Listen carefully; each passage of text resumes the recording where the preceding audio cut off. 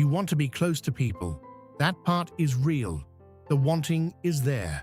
But every time someone actually gets close, something happens. A quiet pulling away, a sudden need for space. A reason, always a perfectly reasonable reason. Why now is not the right time.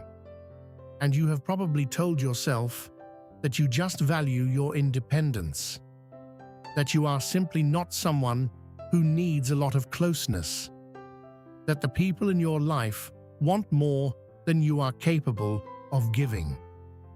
But I want to offer you something different today, because what most people experience as a preference for distance is not actually a preference. It is a protection. And the difference between those two things changes everything.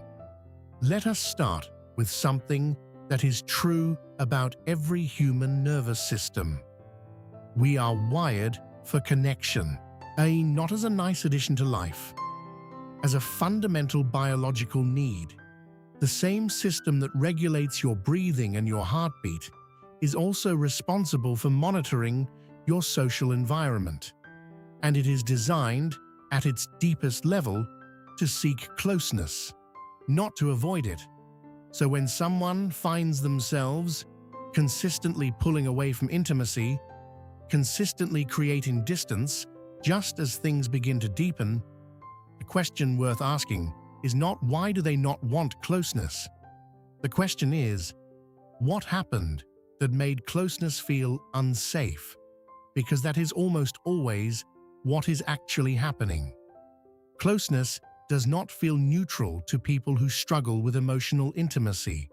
It does not feel like a pleasant option they are choosing not to take. It feels like a threat, not consciously, not in a way they can always articulate, but in the body, in the subtle tightening that happens when a conversation goes too deep, in the restlessness that follows an evening of genuine connection, in the inexplicable urge to create distance from someone they genuinely care about. Psychologists who study attachment describe this pattern as the nervous system's learned association between closeness and danger. And to understand how that association forms, you need to go back to a time before the person had any way to protect themselves. Childhood. In the early years of life, the attachment system is being calibrated. A child's developing brain is learning one fundamental question: can I rely on the people closest to me? When closeness is consistently met with warmth, attunement, and safety, the brain learns that intimacy is a place to move toward.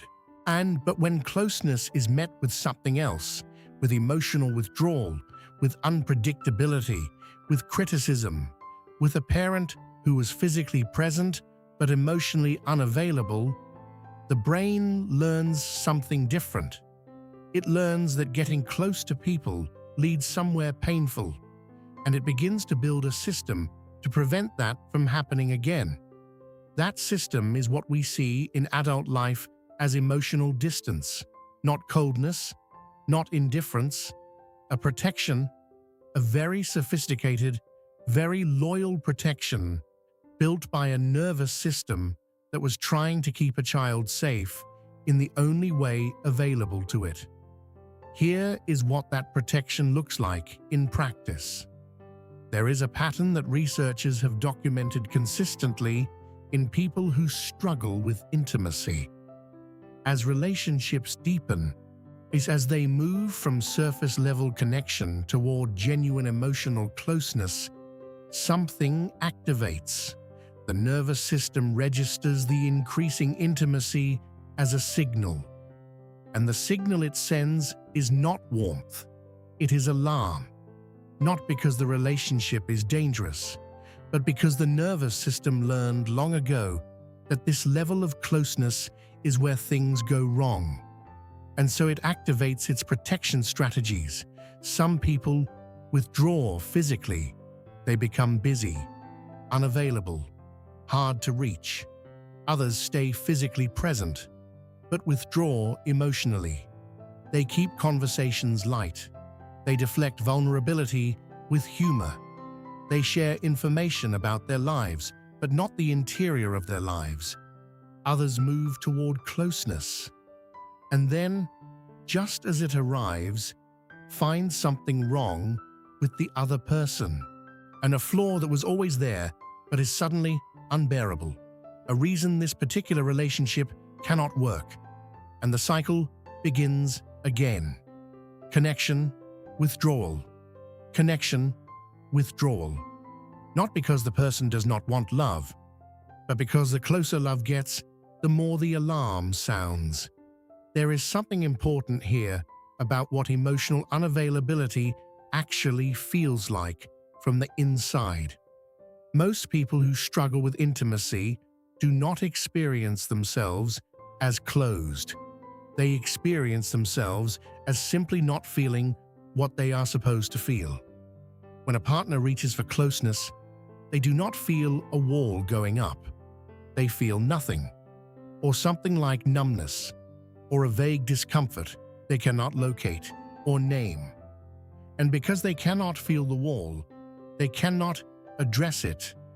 They only know that closeness does not land the way other people describe it landing. They wonder if something is wrong with them, if they are simply not built for this, if they are incapable of the depth that other people seem to access without effort. But here is what the research shows.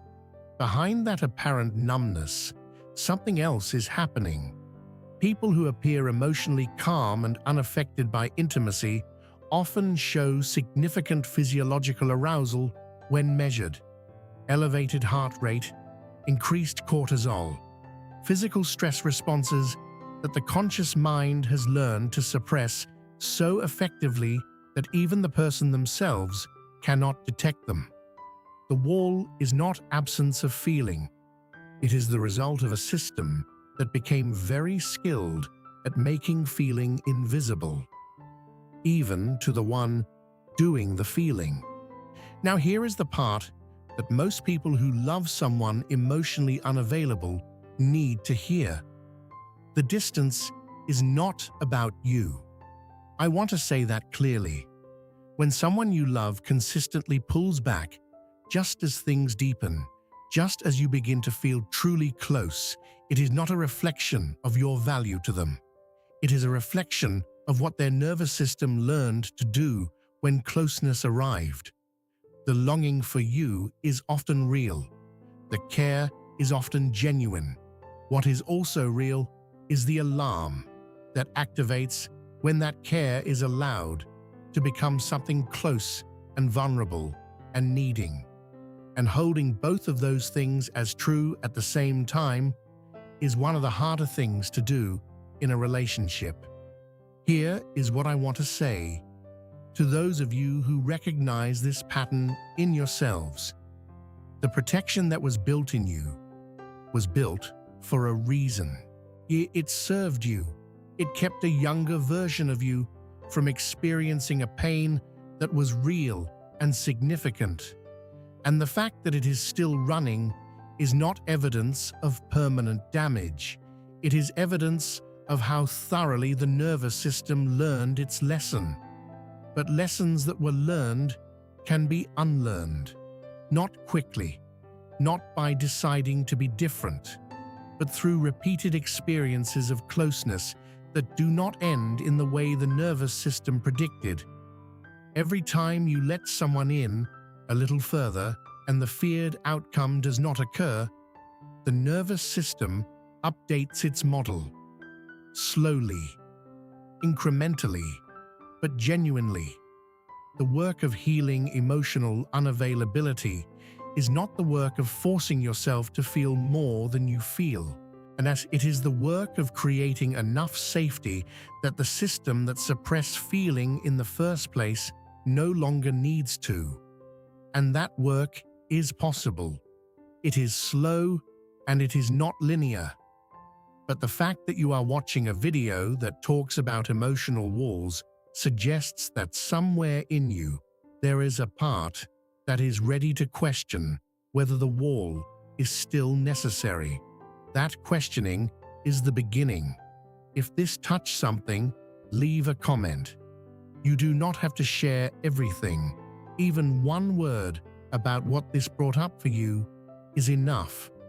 I read all of them, and if this describes someone you love, share it with them, not to fix them, just to let them know that what they are carrying has a name, and that the wall was never who they were.